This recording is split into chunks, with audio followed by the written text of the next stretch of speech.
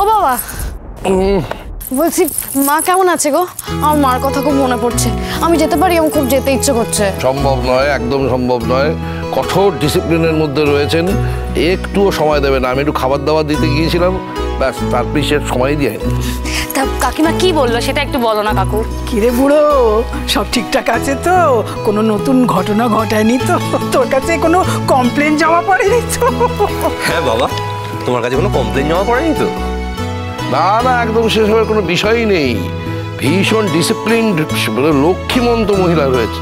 এবং সবচাইতে বড় কথা, এখন ওনার কাছে 10 মিনিটটা 2 মিনিট হয়ে গেছে।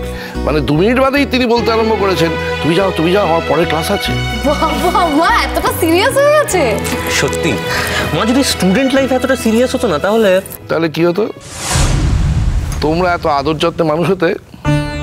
ধরে নাও তোমার মা আমাদের বাড়িতে আসতো, যদি এতটাই সিরিয়াসলি লেখাপড়া করতো, আচ্ছা ঠিক আছে ধরে নিলাম, উনি আসতেন, কিন্তু ওনার একটা নিজস্ব জগৎ থাকতো, তাহলে তোমরা এত সুযোগ পেতে না, এত আদর যত্নে থাকতে পারতে।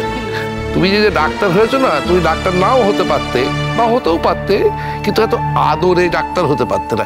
এত আদর করে তুমি যে মানে যত্ন নিয়ে জীবনযাপন করেছো না, ওটা হতে পারতো না। সবসময় একটা কথা মনে রাখবে, তোমার মা বা তোমাদের মা, তিনি নিজের জন্য কিছু করেননি, নিজের জীবনে অন্য কিছু করেননি বলেই কিন্তু তোমরা এত আদর যত্নে মানুষ হচ্ছ। এটা মনে রাখবে। তুমি সবসময় মাকে এমন প্রোটেক্ট করে রাখো না? হ্যাঁ, এতটা না করে যদি প্রথম থেকে বরাবরই যদি একটু শাসনের মধ্যে রাখতো, একটু নিয়মের মধ্যে রাখতো, তাহলে এই যে ঘটনাগুলো ঘটিয়ে বেড়ায় না, এগুলো হতো না। এর জন্যই তো হয়েছে, আমার বুড়োর জন্যই তো হয়েছে, যত প্রশ্রয় দিয়েছে।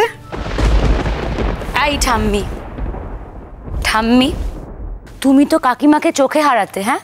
এখন কাকিমাকে নিয়ে তো সমালোচনা করো কেন?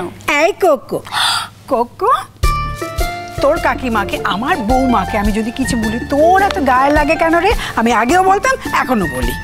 এবার আমি বলি, হ্যাঁ? তোমার তো আরেক ছেলের আরেক বৌমা আছে, সে তোমার কোনোদিনও খোঁজ নিয়েছে? কোনোদিনও সে খোঁজ নেয় না। আর সে নিজে খোঁজ নেয় না বলে কাকামণিকেও তো এখানে আসতে দেয় না। এবার ধরো তোমার যদি ওই এক ছেলের একমাত্র বৌমা হতো, তুমি কেমন করে কাটাতে ধাম্মি? না না না কোকোদি, এত সত্যি কথা আবার বলতে চাও না। এত সত্যি কথা বললে তো আবার সবার হজম হবে না, না? যেরকম আমাদের ঠাম্মি, ঠাম্মি তো গায়ে ফসকা পড়বে। মারবো, এই বাঁকা হয়ে আছে রে, ঠিক কর। তুই আমাকে বড্ড বাজে কথা শোনাস আজকাল। তো বড় সাহস রে তোর। কেন আমার গায়ে ফসকা পড়বে কেন বলতো? তোর মা আমাকে যত্নার্থী করে বলে, আমাকে দেখে রাখে বলে। আমি কি কিছুই করি না ওর জন্যে?